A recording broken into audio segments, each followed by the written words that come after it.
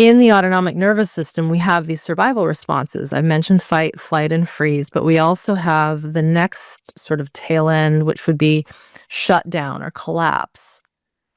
And that element, coupled with the fight, flight, freeze, for many humans, Peter found and realized when those are all on at the same time, Ellie, that's what creates chronic illness. I'm being very general. Welcome to the Dr. Eleanor Stein podcast. In this show, you will hear expert medical professionals, researchers, and people with lived experience share science-based, low to no cost strategies to help people with complex chronic diseases. Listen in for another dose of education, empowerment, and hope. Hi, everybody. I'm Dr. Ellie Stein, and welcome to this episode of the Dr. Eleanor Stein podcast. I have the privilege today of talking with Irene Lyon. Irene has become a leading voice on how to heal trauma-induced nervous system dysregulation. Through her own personal journey, her intuition, and extensive training, Irene has delved deep into how the nervous system works, how it becomes dysregulated, and how to heal it. She views the nervous system as the root of many of the conditions and symptoms that we in the complex chronic disease community experience. Now, in my opinion, and I've known about Irene's work probably for about 10 years, what sets her apart from the burgeoning field of trauma coaches and courses online is her combination of a strong science background and really in-depth training in many of the leading trauma-informed therapies. Then she takes all these and integrates them into an easy-to-access approach. I'm not done yet. Irene has a Bachelor of Science and in Exercise and Health Science from Simon Fraser University in Vancouver, British Columbia.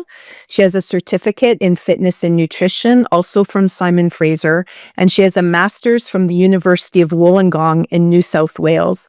So what I haven't told Irene is that I also lived in Australia for a few years, and I lived in Newcastle, which is not that far from Wollongong, and it's gorgeous.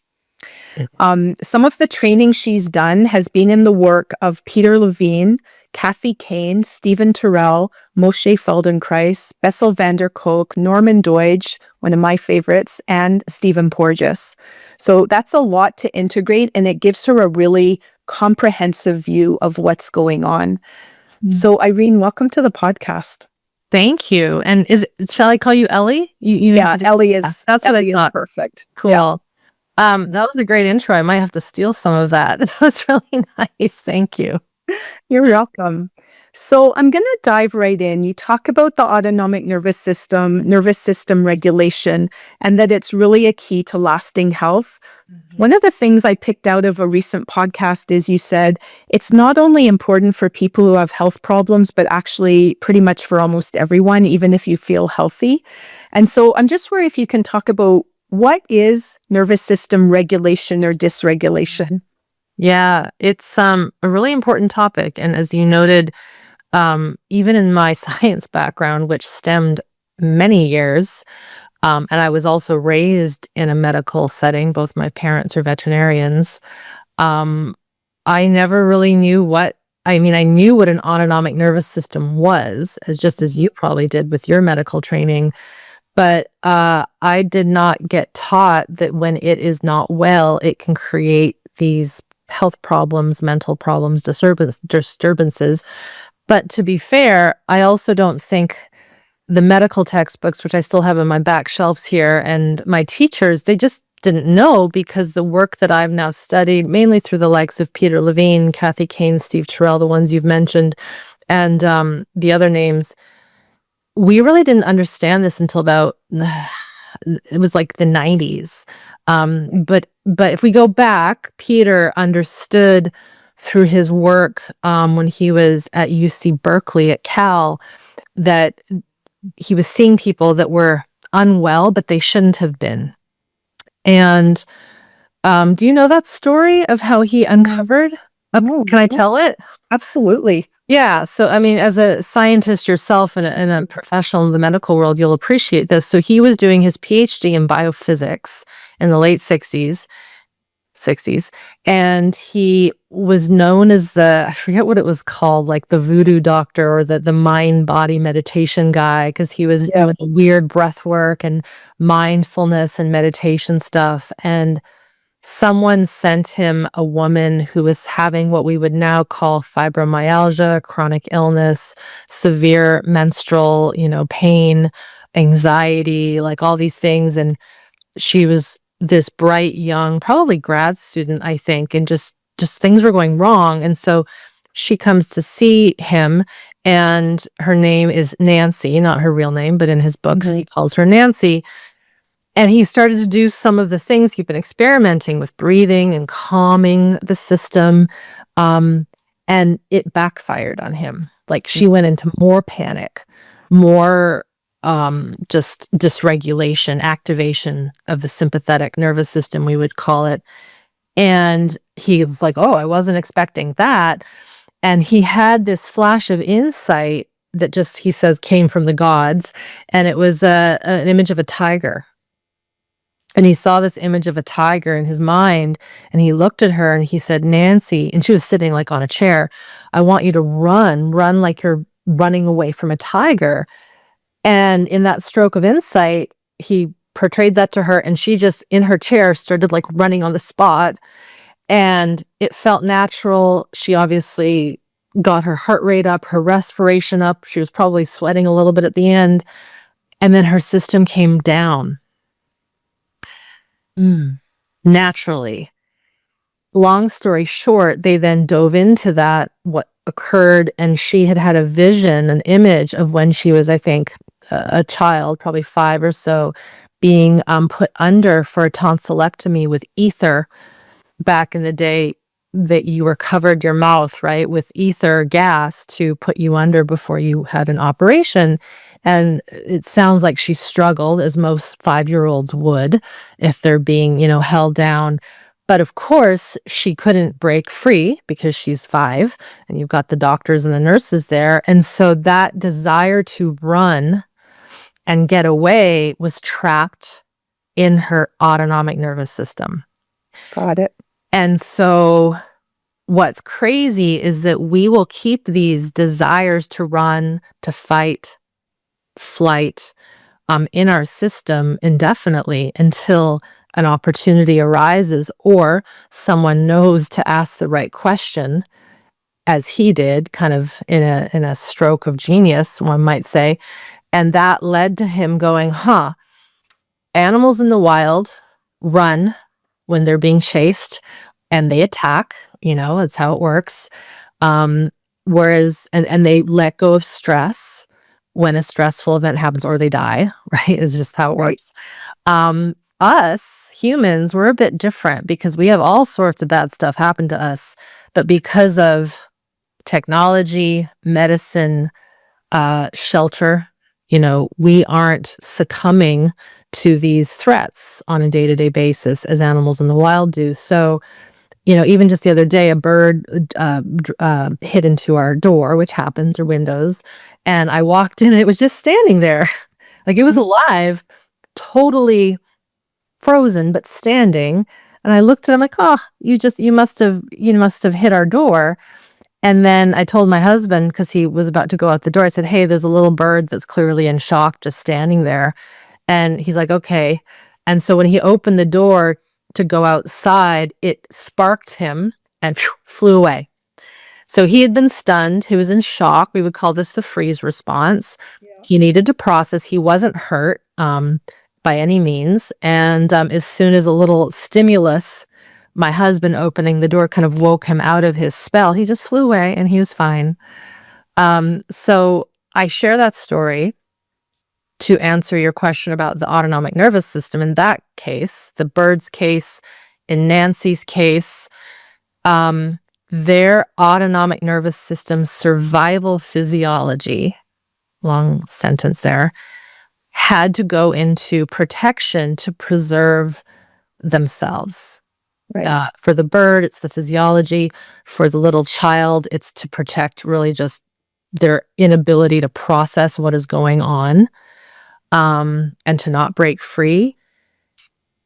In the autonomic nervous system, we have these survival responses. I mentioned fight, flight, and freeze, but we also have the next sort of tail end, which would be shutdown or collapse. And that element, coupled with the fight, flight, freeze, for many humans, Peter found and realized when those are all on at the same time, Ellie, that's what creates chronic illness. I'm being very general. Yeah. Because there's other But factors. all be on at the same time. You can have fight and flight and freeze And shutdown and collapse. down all together.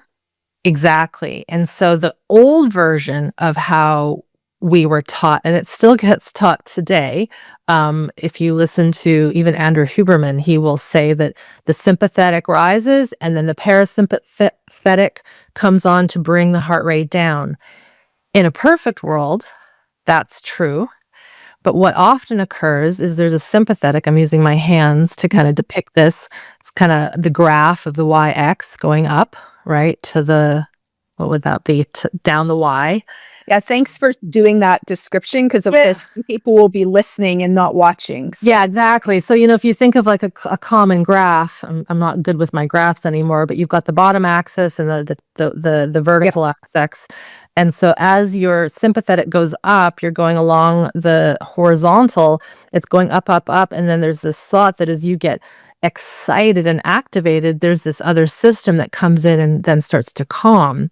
Now, that can be true. Obviously, if we do some jumping jacks, you and I right now, our heart rate will go up. Yeah. And we sit and we start talking, our heart rate will go down. That's general healthy autonomic regulation. Okay. But what occurs, and there's a lot of layers to this, so I'll keep it simple. When someone has this inability to fight or flight, like Nancy did when she was 5, this other system comes on freeze. But then if she doesn't release that fight, flight, and freeze, the system then kind of goes into a bit more of, we would call, I'm going to use a big word, high tone dorsal of the parasympathetic nervous system. This is where the vagus nerve comes in.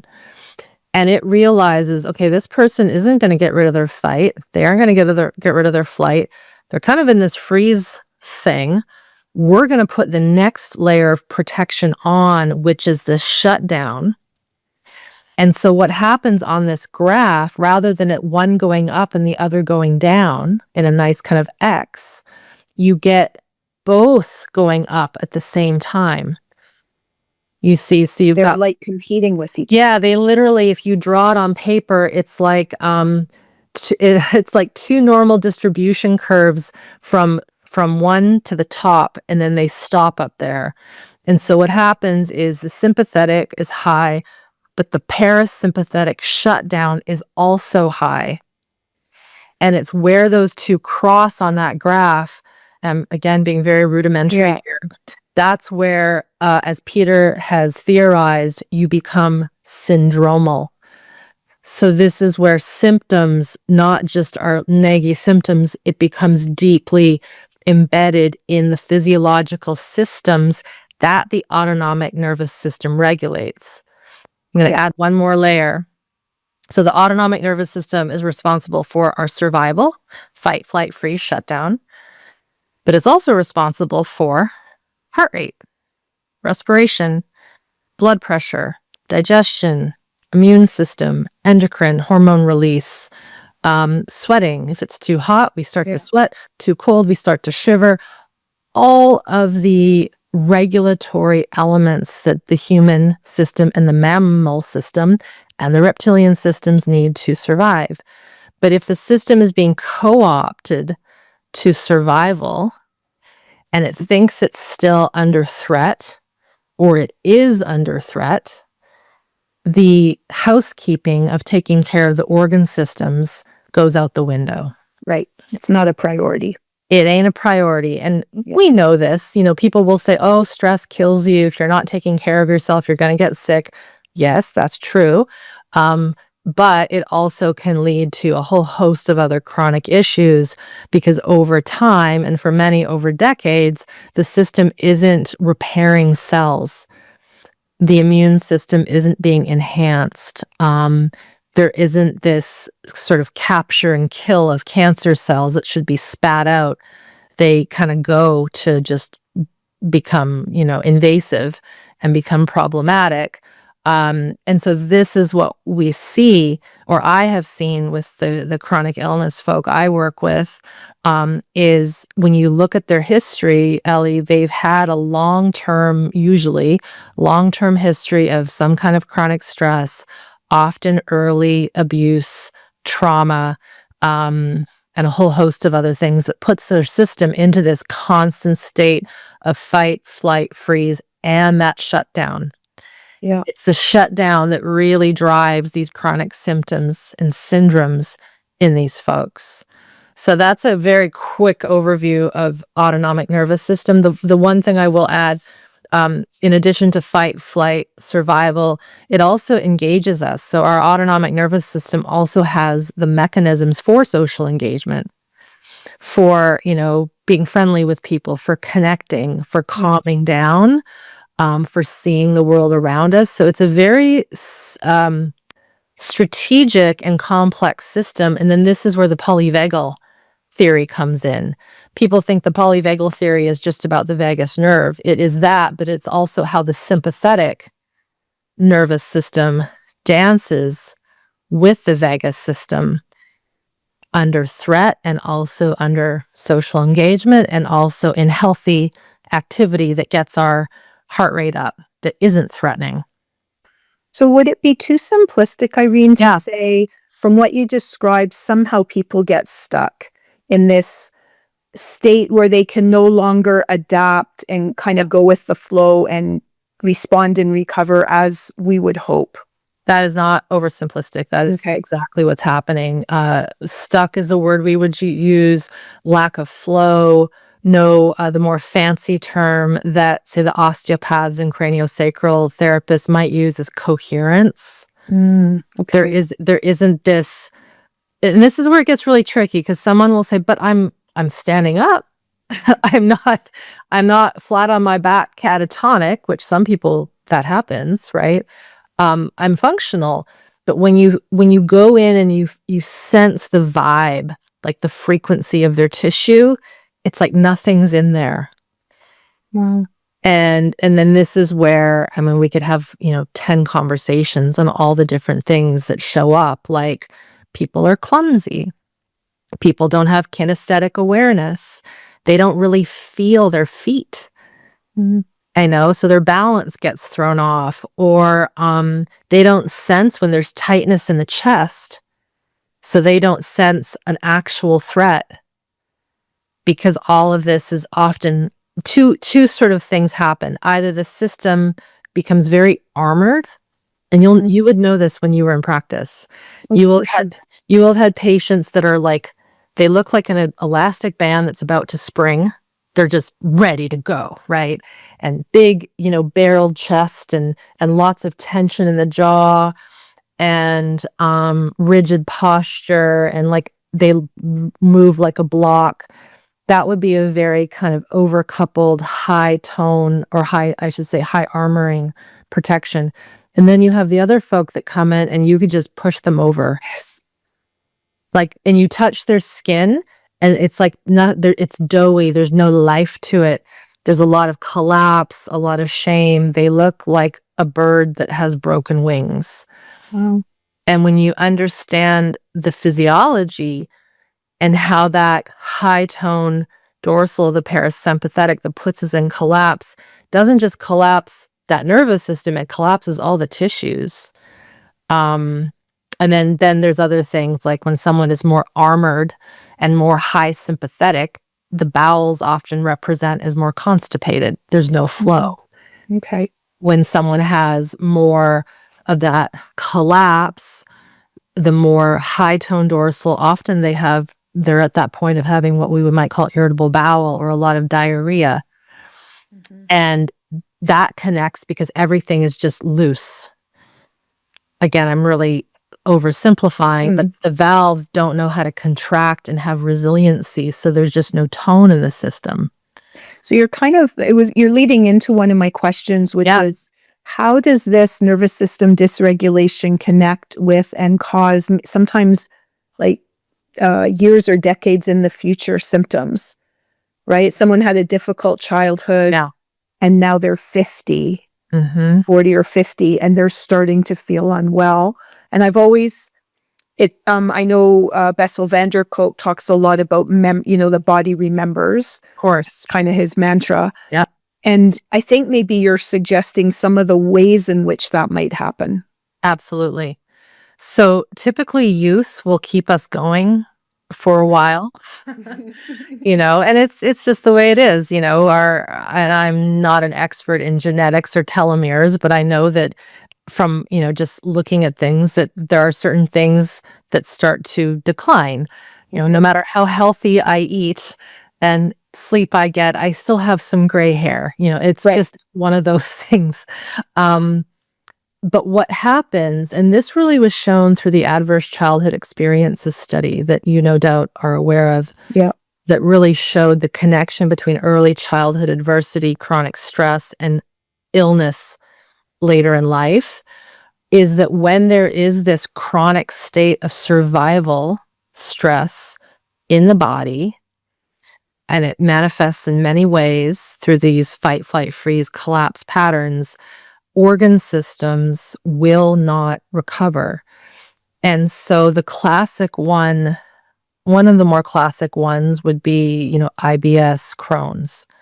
The gut is just not having time to upkeep at night.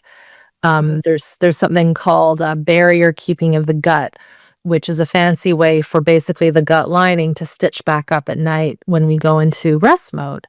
Now, we might sleep, Ellie, but we might not sleep in a restorative way. And a lot of people get confused because they will say, oh, I sleep like a brick, nothing wakes me up. I'm completely dead to the world. That's actually not good because we want to sleep deeply, but we also want to have a little bit of this alertness so that if the fire alarm goes off or someone comes into our room, we're like, hey, right? But some people will say that they can sleep through a tornado. And that shows that they are in so much deep shutdown. And so what happens is when you're in that really deep shutdown, the true rest digest of the parasympathetic doesn't come on. And so you can maintain that for some people decades. And yes, a person will maintain it because they eat better. They know they shouldn't have spicy foods, things that irritate their gut. But what you find in a lot of people, and I have no doubt you saw this in your practice, you get people who are like eating such bland food. It has to be blenderized, and they can't have any joy in their culinary delights because there's so much sensitivity in the gut. And that's a clear sign that there isn't that repair going on at night. Yeah. The other one that's quite common is fibromyalgia, chronic pain. And we know that that's often at that myofascial level. It's not just the muscle. It's not just the joint. That has been deeply connected through, again, the mentors I've studied with, to early childhood infant stress, where the little baby or the little toddler, and there's so many examples, but a common one that I'm going to note that often is not talked about is kids who have surgeries when they're young, who have really loving parents, truly, but they had like a clubbed foot or something and they had to keep getting, surgeries, or there was a heart defect and they had to have surgery. I've met people that have had brain tumors as infants and they've had to have brain surgery. Like, these are all real stories, or a burn or a fall. And so what happens is that little one goes into survival, and because they have good enough connection with the parent, they kind of make it out. But inside that system is this chronic, something's not safe, something's not safe. Right. It is completely subconscious, unconscious. That person typically, and again, just like a scenario, say they grow up and then they're in life, and then let's say they have another medical emergency or they have a car accident. And often what happens is these people have these events And then the next day, their whole system is just collapsed. They're afraid, they have anxiety, all of a sudden all this pain comes in, and it's sort of re-triggering that early childhood event or series of events. In this case, I use the example of surgeries of I had to protect. I didn't know what was going on. The other case is people that have been abused. This is a real thing. Infants are abused. Infants are molested and raped. It's true. I know this. And so they have to cope with that intensity. They shut down, but they're shutting down that fight, right? And so then fast forward to their 40s, 50s, heck, even 20s, we're seeing people getting sicker earlier these days. Yeah. And they're just in the pain. And I'm so tired and I have no energy and I don't want to leave my house. This is the system that is desperately looking for safety. It wants to fight, it wants to flee, but it also wants to keep collapsed. And then you get this cycling, and this is another very important thing with chronic illness, of high sympathetic Ellie, like, I gotta go, and then collapse. Yeah. And then the system's in this fight. And when you have this constriction and dilation, sympathetic constriction, dilation, parasympathetic letdown, vessels go a little wonky. This is where we see POTS, which is a common thing. This is where we see migraine headache, dilation, right? There's a reason why people who have migraines do well when they have really strong coffee, right? Caffeine is constricting. Menstrual, for us women that still have our periods, so much blood flow, so much going on there. But if the system isn't in good flow, there's this dilation and constriction. Gut, same thing. So back to the question that you had, if memory serves, is how do these people later in life get these symptoms, syndromes? Usually there's some collection of events. It's very rarely just one, of high stress, having to protect, having to preserve, having to collapse. Oh, I got to protect again. And then in that, there's little bits of goodness, like, oh yeah, I went to school, I liked that, or yeah, we had fun on that trip and my system had a little bit of time to recover. The stories that aren't promising are where you have an infant that's, say, in an orphanage, and there really is no care. And often those infants, and there's reports of this, do die because there's zero connection. But, you have a good enough, okay, even in a household where there is abuse, these children, we survive, like they survive. And it's because there's little doses of okayness in the day that brings them out of that just enough to keep them going. But then inevitably, and this is where I think Gabor Mate's book, When the Body Says No, is still probably the most seminal, perfect book for how the body breaks down. You get to this point where the system says, no more. Yeah. And then it struggles and keeps going. And then it's just like you hit the wall. Yeah. And if you talk to those people, they will inevitably say, yeah, I was constipated through my whole university years.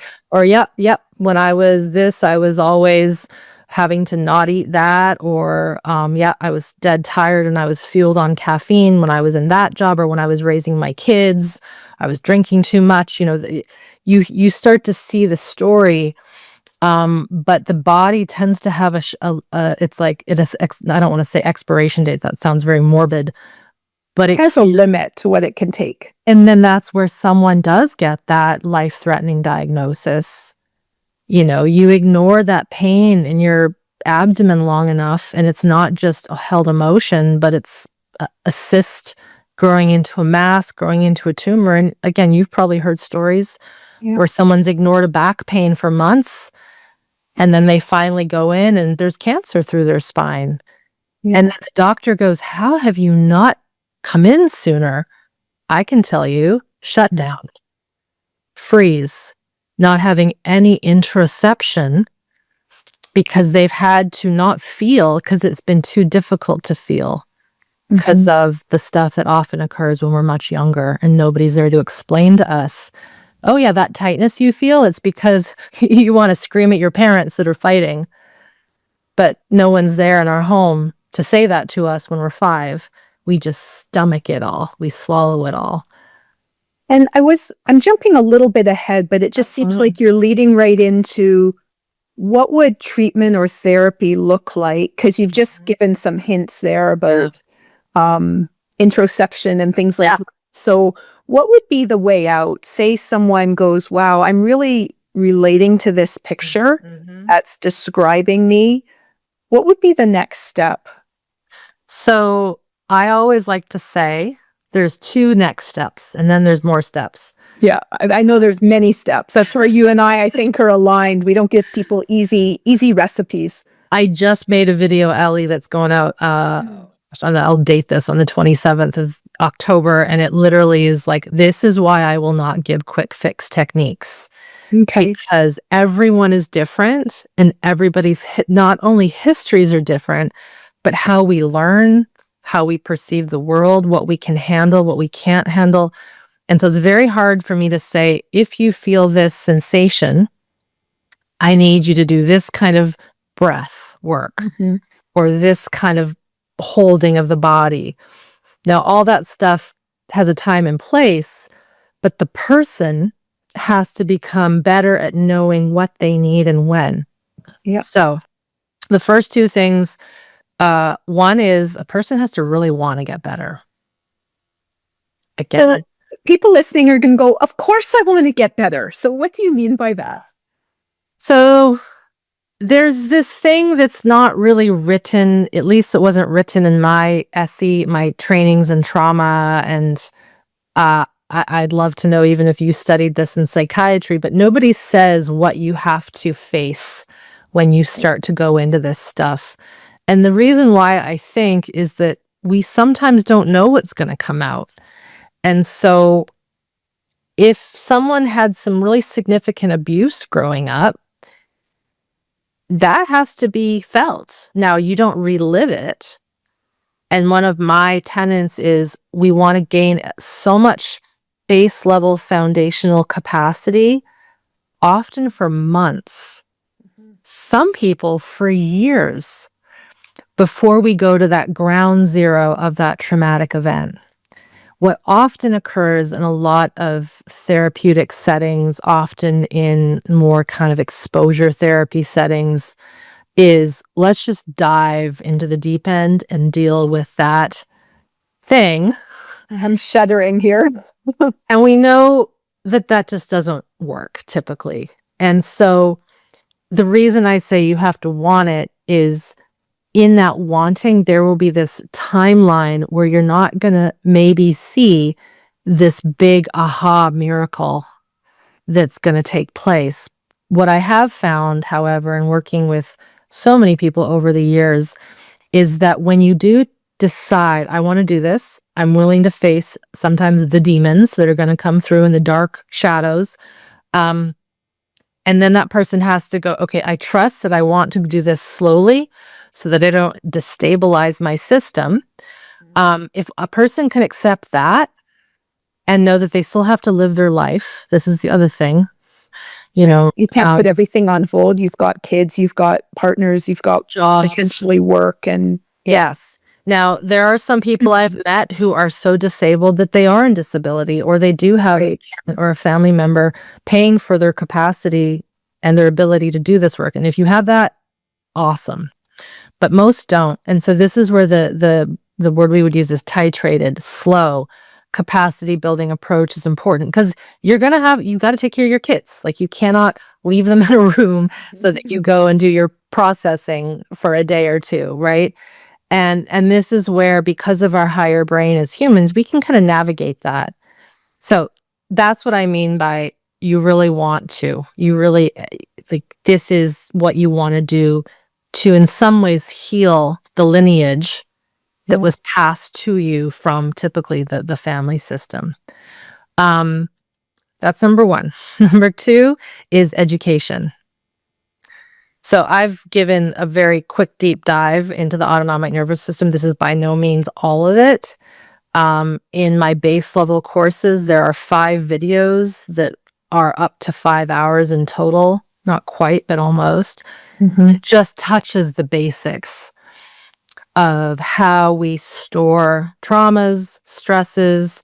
I get into animal physiology. I get into, yes, the fight, flight, freeze. I get into how the vagus nerve works, how co-regulation works when we're infants, and that's what builds self-regulation. And I also get into memories, like how we store memories and how we can use those memories to access old events.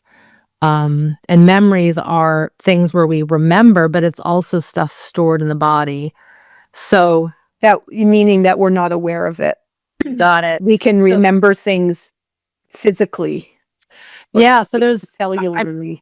totally. I'll give you a quick example. So there's sort of two types of memories, implicit and explicit. So explicit is like, oh, I remember I was talking to Ellie. She had this sort of mauve turtleneck thing and these fun rimmed, maybe maroon glasses and blah, blah, blah. And on that day I was talking to her. We got our time kind of messed up, but that's okay. And it was a cloudy day, but it wasn't cold. That's explicit declarative memory. Implicit, there's a few different kinds. One of them is procedural. So, we all learned how to tie our shoelaces as a kid, maybe ride a bike. Those are motor memories that are just embedded in us.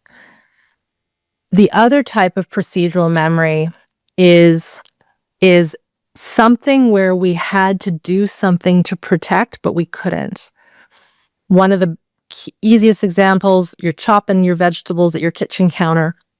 You got that big love. I'm wincing all week because I'm scared of what's coming next. Yeah. I'll make it a positive story. Okay. You've got your nice chef's knife and you're cutting your onions, and for whatever reason, the knife slips out of your hand, and before you know it, you do like a, Jason Bourne move, and you flinch and you protect your toe. The knife lands like, whew. That automatic jumping back is a written procedural memory that says to your motor system, danger, move. Right. It's like if there's a loud bang that you kind of startle and you look towards it. So what happens is that if we don't respond and get those procedures out, this comes back to the little girl that was put under, right, and couldn't fight. They're stored inside. So when people talk about, and I'll get back to the question of, how do people start? When people talk about, oh yeah, I had a trauma release and I was shaking. A true organic shaking response is incomplete procedural memory coming out. That lady, Nancy, that was running in her chair, she wasn't running from a tiger, really. But Peter used that imagery to spark up her adrenaline. And then that made her remember, oh my God, I was held down as a 5-year-old. I couldn't run from that operating room, and now I am. So what has happened in a lot of the worlds of somatic trauma healing, and you alluded to it in my intro, is a lot of people are trying to preload the shaking response by instigating a shaking response. Oh, I see. Rather than having it come kind of organically. Organic, you got it. And there's techniques where like people will strain the hamstrings and try to get a movement, and then it tremors. Right. And the thing is yeah, there's a tremor and there's going to be blood flow that's going to pump through that vasculature and those capillaries, and a person might actually feel more release in their pelvis, but you're not connecting it with that actual trauma, with that procedure. Yeah. And so just whole body, it's different than doing some Qigong and Tai Chi and breathing. Like that's good for the body therapeutically. But when it comes to like, yeah, I was hit by a car when I was blah, blah, blah, and I didn't get to protect myself. Or yeah, I was in a car and a deer here in Canada, we have to watch out for those things. I saw that deer and I didn't get a chance to slam on the brakes. I hit the thing and it was terrible. One of the procedures that we might work with is that feeling of slamming on the brakes. And so this is why it is very difficult for me to give like a piece of paper to someone. I need you to follow all this stuff So this is where education, this is my long way of saying education is so important, because I teach the detail so that when people start to get into their body a bit more, and they start to remember things, and they start to open up their capacity, and then they feel that little twitch in their elbow, in the example, and then they're like, oh, that's weird. Why is that happening? And then I teach them, just be with it, sense it, don't breathe it away, don't try to soothe it. Like if it feels comfortable to just let that twitch, that might bring them back to this memory of when they hurt their elbow when they were at school or something, right? And all the things. And I didn't get to feel it because I had to go to class. And now someone might not remember that event, and that's okay. But when these little spontaneous releases come out, it definitely will be easier for someone to follow it and trust it when they know the education. Yeah. That makes sense? Absolutely. And what I also hear you saying is, I've been thinking about a talk on hacks and why I'm not a big fan, but Yeah. I mean, out there in the big world, everyone wants the hack, right? The quick, I do. easy solution to a problem. So I don't know if you want to talk about that. I'd love to. Okay, go for it. Well, I always use this example. So, you go to the local grocery store and you've got your magazines, like Safeway has them there, or Save on Foods or whatever here. And it's always what? 6 ways to lose 30 pounds in 1 month, or, 10 ways to do ab workouts to get a 6-pack and blah, blah, blah. It's like, it's the same stuff that gets recycled. Yeah.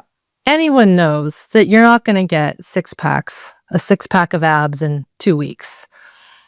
If you don't have them to be, like, they're there, but it's that, oh, I could do that. Okay, I'm going to try that.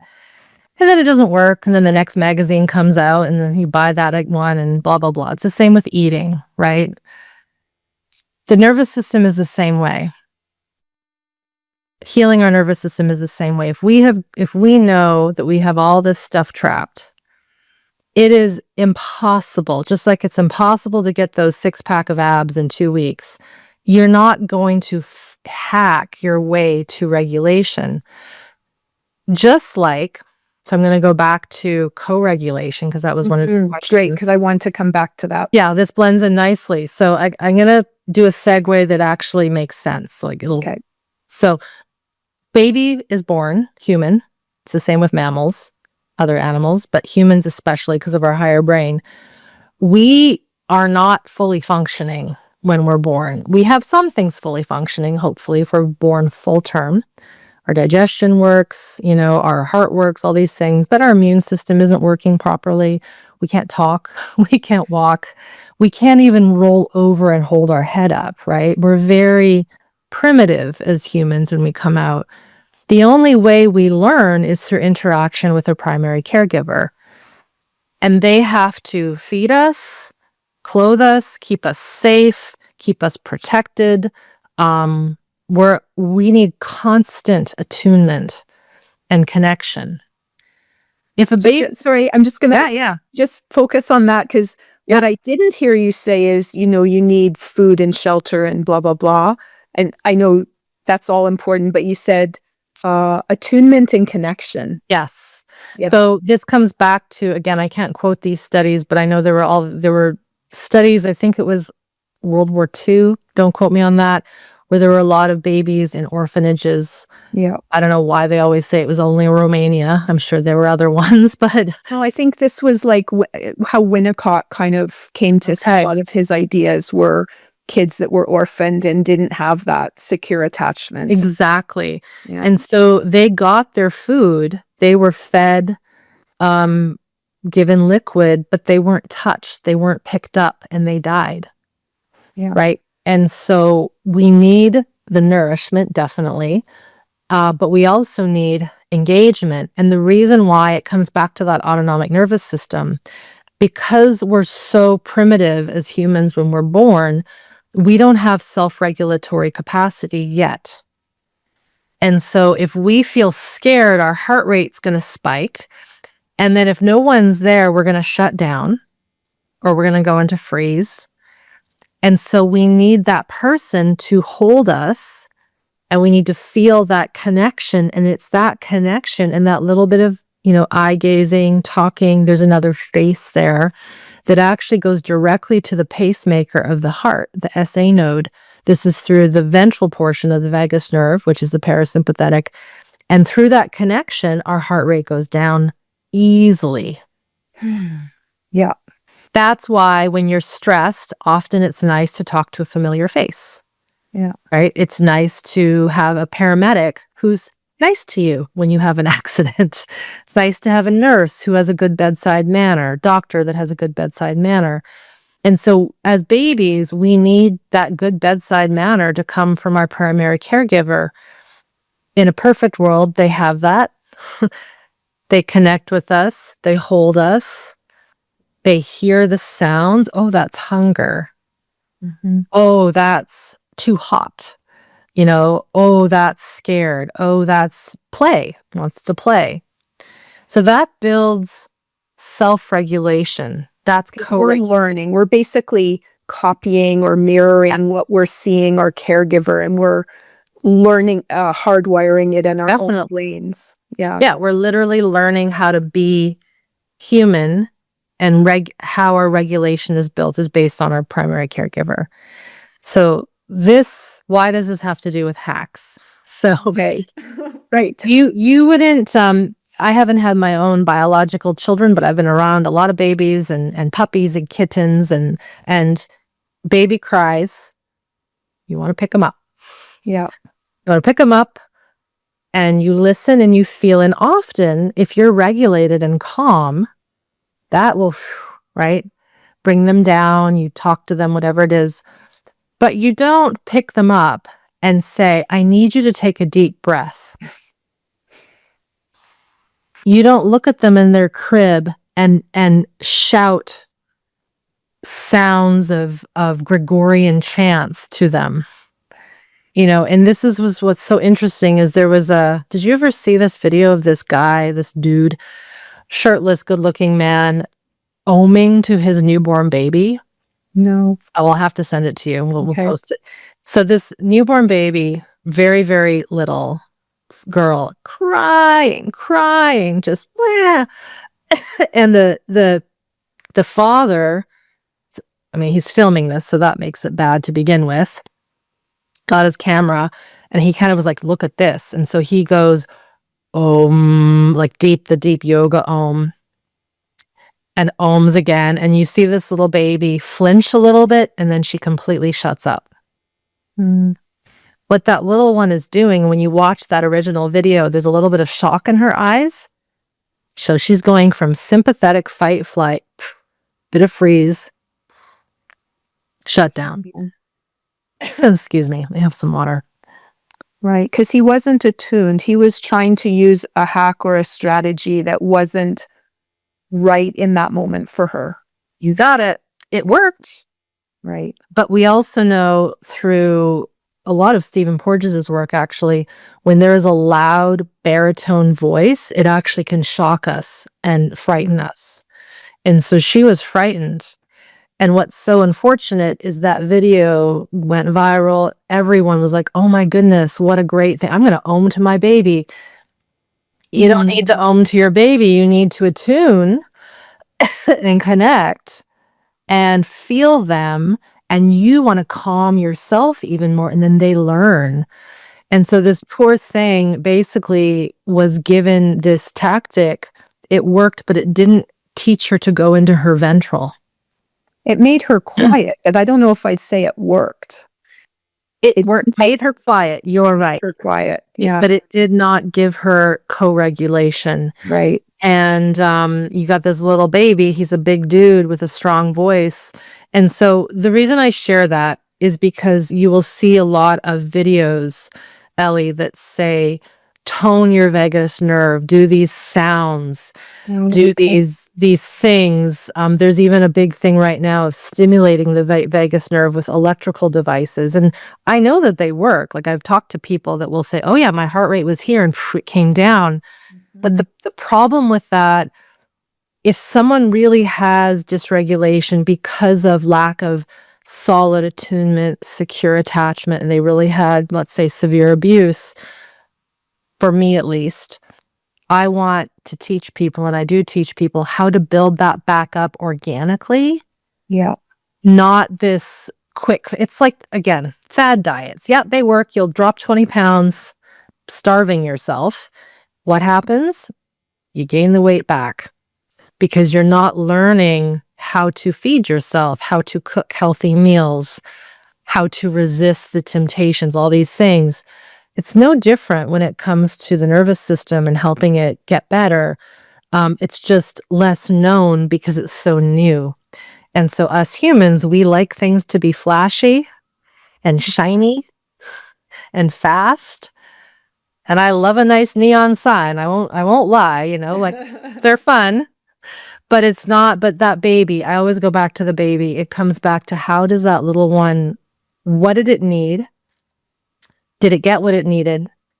And if it didn't, and now you're older, how do we reteach you what you didn't get? And so that is why I do not like hacks. I will say this though.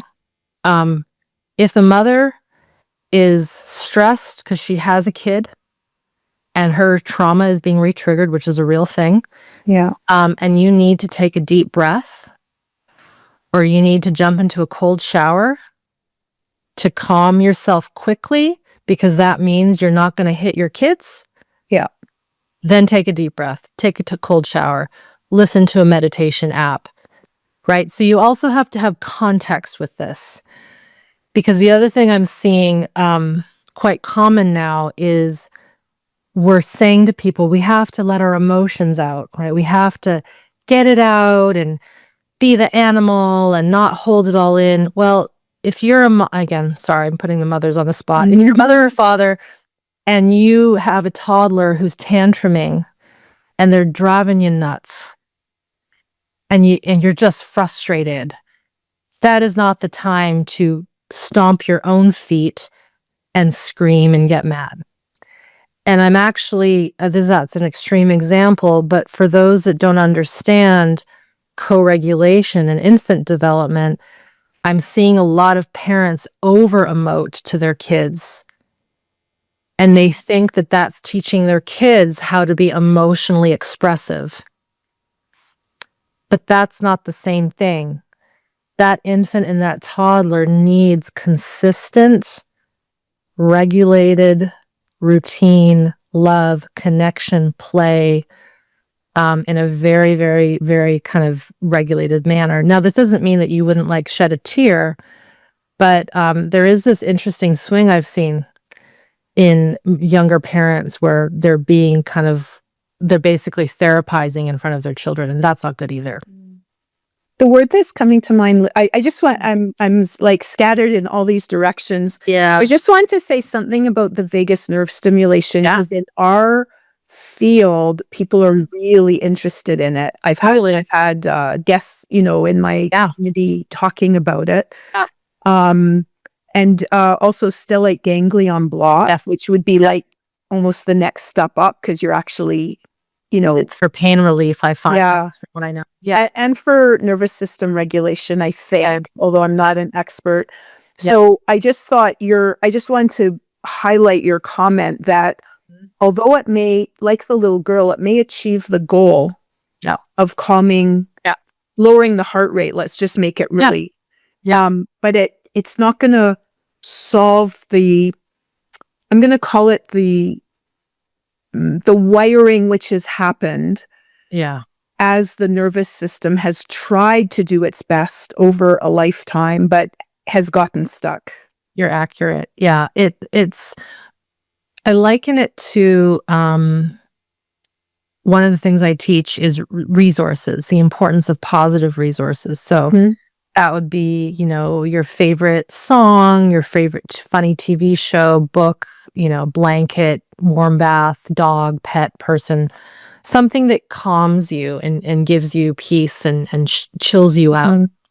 We all need those, right? And we will use them even if we don't need them, because we like that cup of peppermint tea.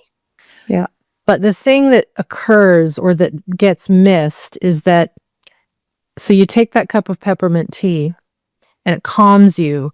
At that point, I say, okay, now really feel. Right. Remember, hardwire that feeling. You got it. Because what happens, because we're so plastic at that neural level, we can then think of that cup of peppermint tea, just like you did in front of me right here.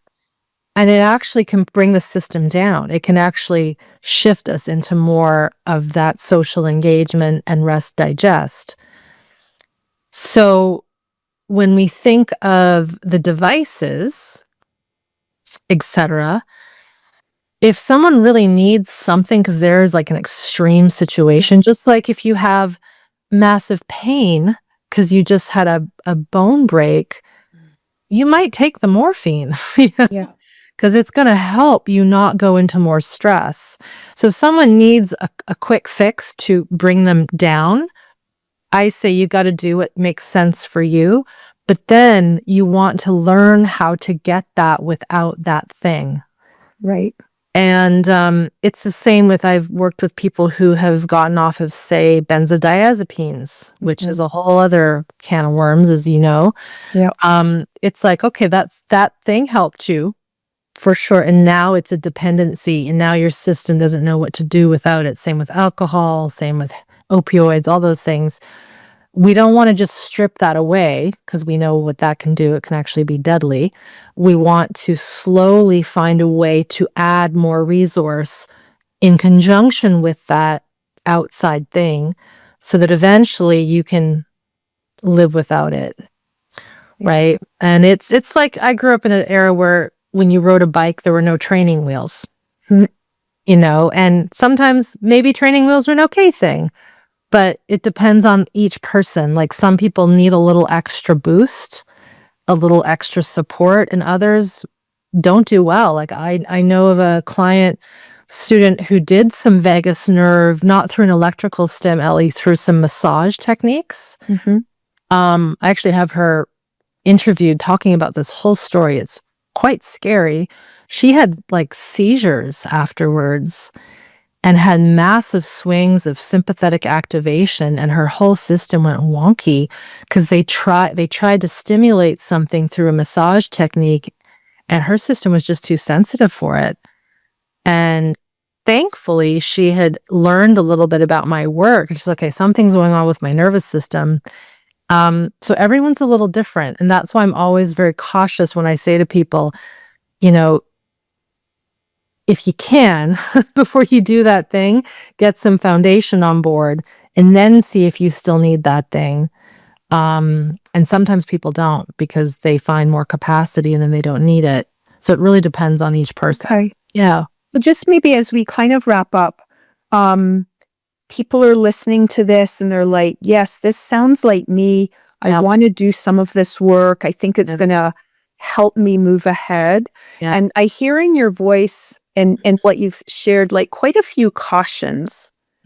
So I just wanted to ask you, like, how could someone go about, so I'm even thinking of your courses because the first two levels, or maybe it's only the first level is self-study and then the second level has some live sessions. Is that?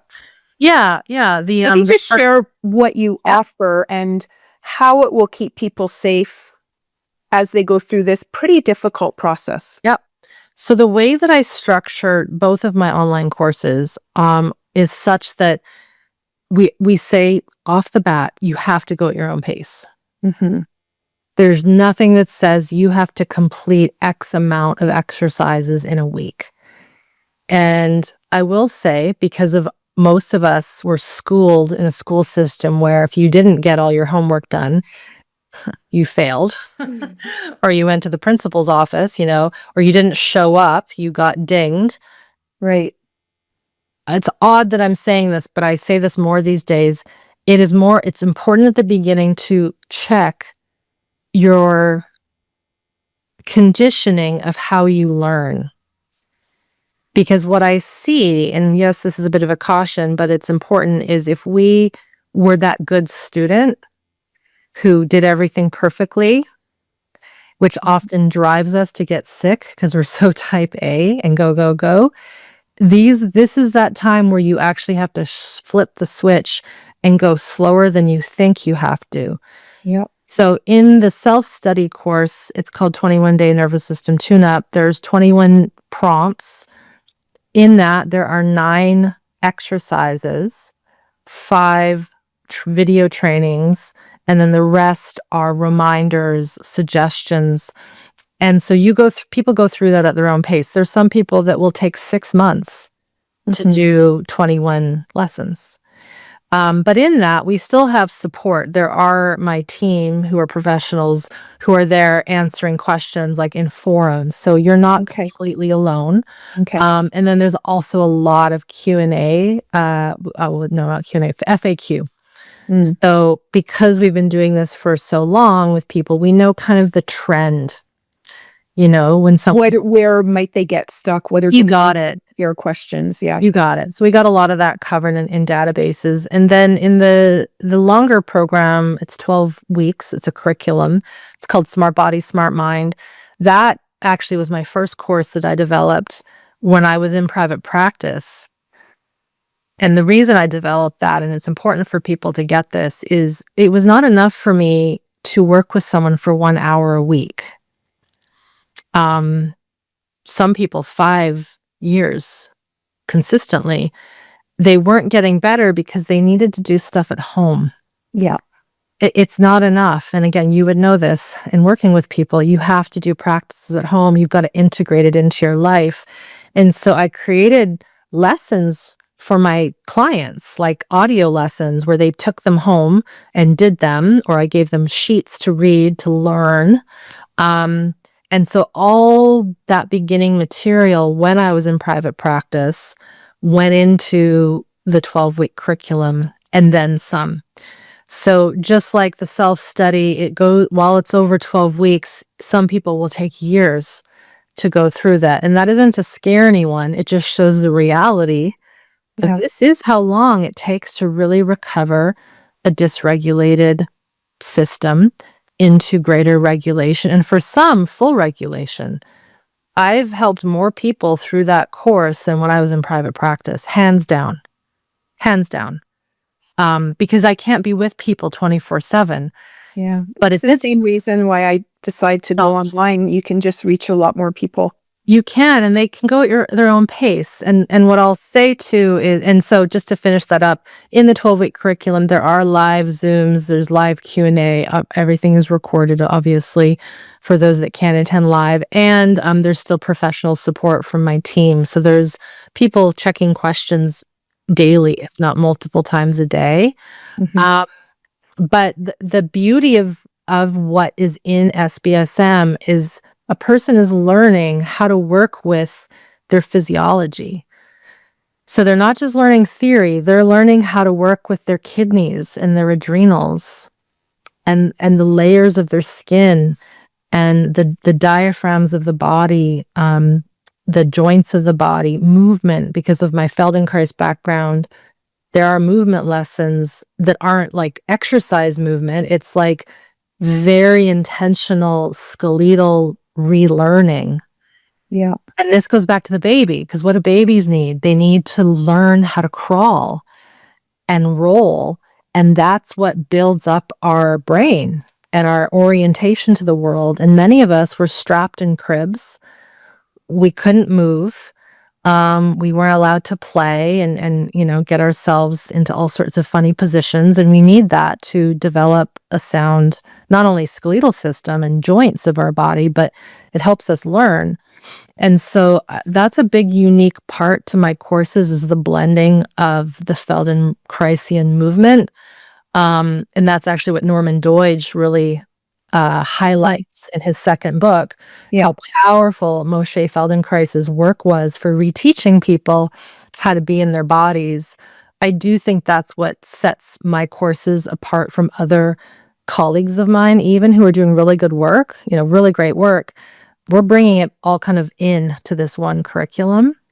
So that's okay. Stop there and see if you have any extra. Yeah. So I guess I was just maybe thinking of the co-regulation piece, and I've done a lot of therapy with a lot of people sitting one-on-one, and there's that, I don't know, intangible, like the co-regulation that's in the room that hopefully creates the container.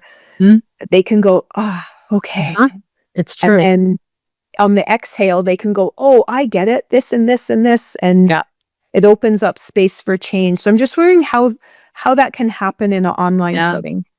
So it's that. And so I'm still a big advocate of therapy, group work, going to church, going to a yoga class, body work, all of that. So I want to be really clear that I'm going to my body worker today after this, you know. So I'm all for as much one-on-one as a person is able to do based on their resources and who's around them.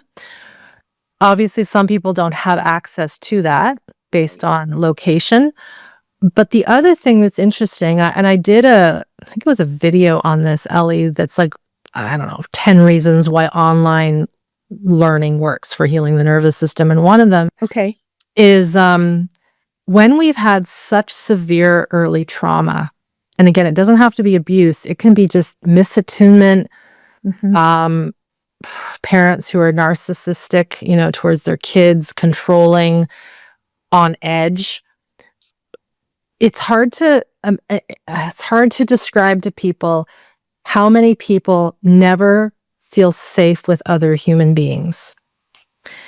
So what often occurs many times with this kind of individual who has so much early trauma and doesn't know it is when they're with another person, they don't realize how much of a guard they have up. And it's not conscious. It's not even subconscious. And so there will be things that can take a lot longer when you're in that one-on-one therapeutic containment situation that don't come out because this person is kind of always worried about what that therapist is seeing. And any misattunement that you might make makes them pissed off or not trust you. And I'm sure you saw that in your practice with... Oh, for sure. Right? Now, this isn't all people, but even myself, I had no parental abuse that was overt or direct by any means. My mom and dad were very loving and very secure with me. But because of my history of sport and accidents and other things that we don't need to get into right now, I had a level of freeze around me and protection that wouldn't let people in. Because I tried therapy in my 20s, but it just didn't go in because I had this like, I don't need you. Why do I need you, right? I'm totally accomplished and I don't need anyone. And I hear you.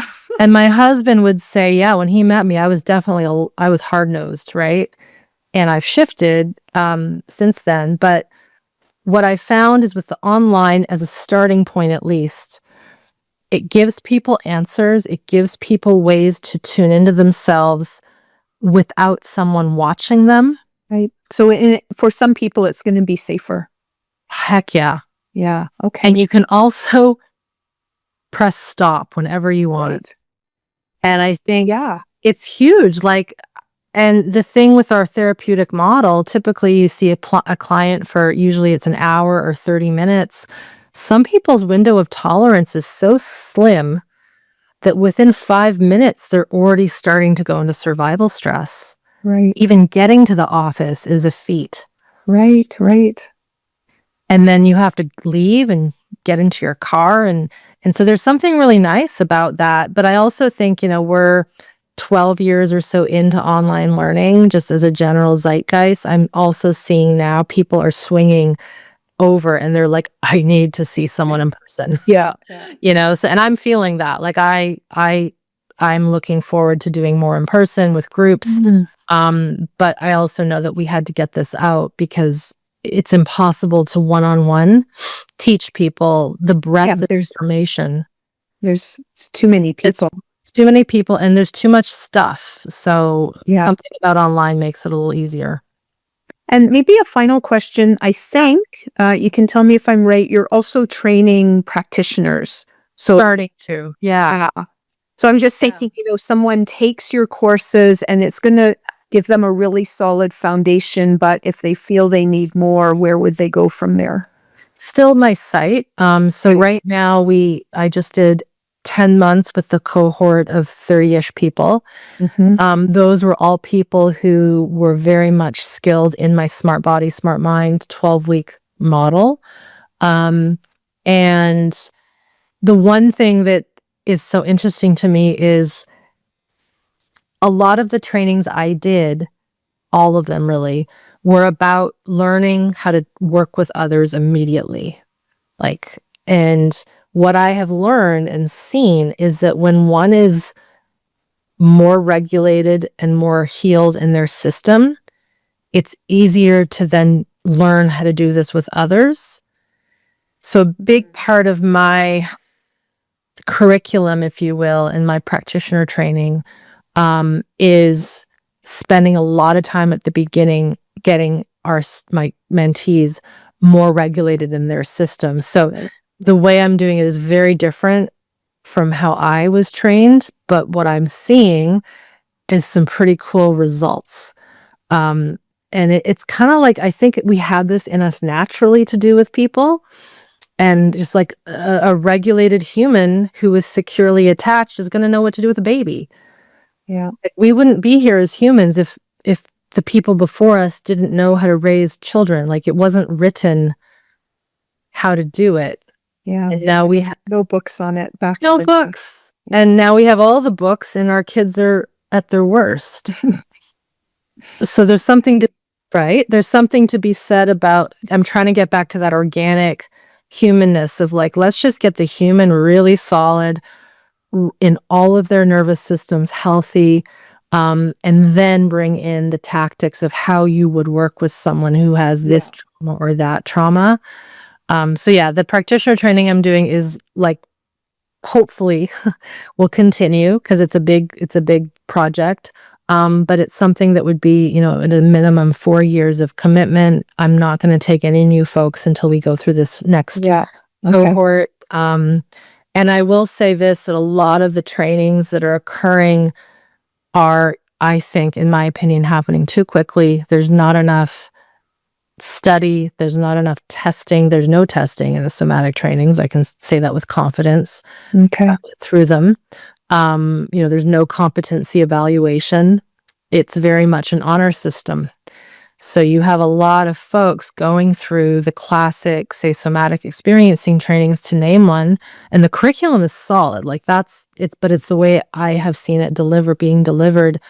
I went through it really well because I have a background in medical science. I had a background in working with people already. I knew how to do that going in. But a lot of folks go into that training not knowing how to relate to people and how to work with people, and they don't know anatomy and physiology. Right.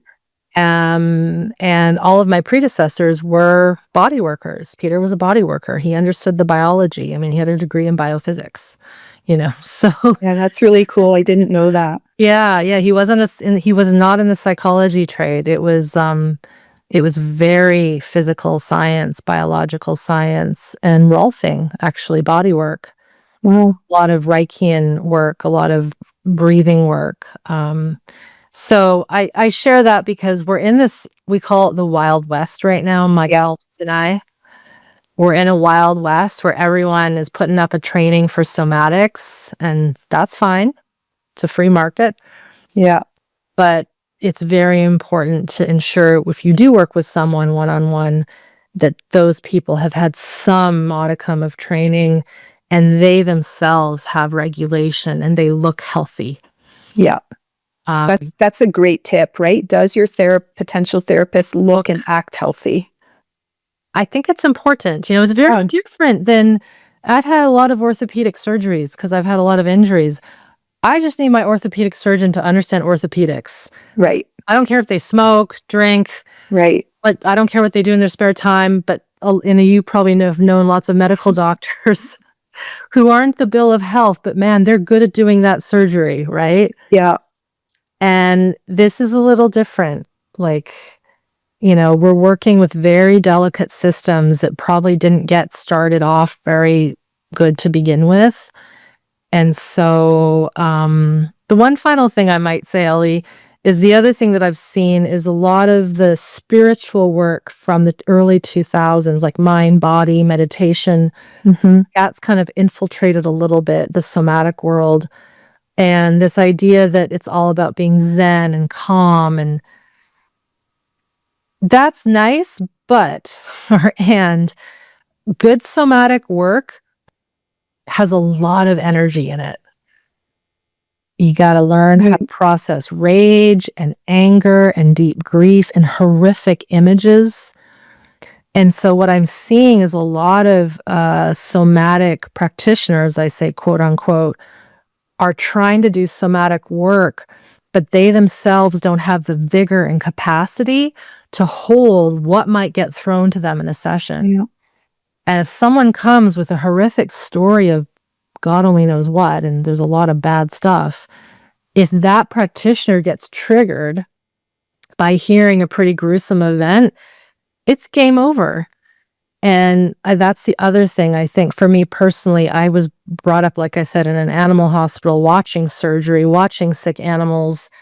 I've had my own injuries. I've seen some pretty bad stuff, and I, know there's bad stuff in the world. There's also really good stuff in the world. But a really solid somatic practitioner has to have the variance of holding big energy, but also being able to pick up that little baby and soothe it. And that's the part that I'm really seeing missing in a lot of the new practitioners coming out, is that life lived experience that you can get still at a pretty young age. I did personally. But you need the teacher, or you need the practitioner or your therapist to know, okay, we're gonna work with a lot of energy today, and that's good. I'm up for it. Or we need to be really quiet. So just to kind of finish that and Yeah. the podcast, Yeah. if someone's talking to a therapist, you want to know what their training is. It wasn't just a weekend course. I know I've heard you talk about that. And you want to ask them what their own, like, obviously they don't need to tell you the details, but their own therapy experience. Like, I've been through years and years of personal therapy, Yeah. bouncing all over the emotions. So when someone would break down in my office, I'm super comfortable with that. I'm not scared of it. I can stay there with the person. Yep. You are right. Yeah, I think I did a video called How to Find a Good Somatic Practitioner. Oh, perfect. And I go through because here's the other thing. You can also have all the credentials in the world. Yeah. And not be good at this stuff. So absolutely. There's this interesting fine balance. If someone has credentials that last like 5 pages long, that's not necessarily a good sign, because there's also this other thing that I'm seeing, Ellie, where people, because of the online space, are just purchasing courses, summits, weekend practitioner trainings, and there's no way that a person can digest and integrate all that stuff in a lifetime. So that's another interesting red flag to me. So if someone has a couple somatic trainings, maybe they, or have a bit of a bachelor's degree in something, you don't have to, then you ask, what is your own personal practice? Do you have one? If someone gets offended because they're being asked, that's also a red flag. Yeah. Um, Maybe we can put a link to that video. Yeah. That sounds like it could be really helpful for people. It absolutely is important. I think it's important to also be brave enough to ask those questions.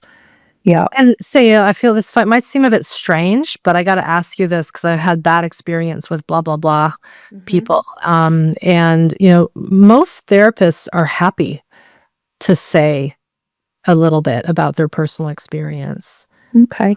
That's my experience, at least. Thank you so much. I think you've just given us a wealth of information. I really appreciate it. And I really appreciate that you talk specifically about chronic illness, because I think that will help people figure out if, this is something they want to pursue or not. Yeah, absolutely. I would say that the chronic illness, that story, and that that healing journey is probably some of the more significant case studies I've documented. Okay. Which I'm so grateful my students have offered to share their experiences. So there's way more that people can listen to if they want to listen to case studies on my YouTube channel. Okay. People have really healed lifelong conditions that are not just suppressed, but like gone. Yeah. Wow. And it's completely possible. So yes, It's very, very hopeful. Maybe that's a great note to end, is one of that there's hope. Absolutely. Even if you've gone through a lot and you feel like you're really messed up, there's hope. There always is. I 100% agree. And like I said, you got to want it and be interested in going into that deep dive. And if that's the case, then yeah, I can definitely help with that. And where can people find you, Irene? Oh, yeah, it's just my name, Irene Lyon, no S with a Y. Right. Yes. lyon.com. Thank you. Yeah. Okay. Thank you so much. You're welcome, Ellie. Thanks for joining me on the Dr. Eleanor Stein podcast. I hope you are taking away new strategies and ideas to improve your health and a renewed sense of hope. Join me, Dr. Eleanor Stein, for our next episode. Can't wait? Check out my website for a wealth of free resources.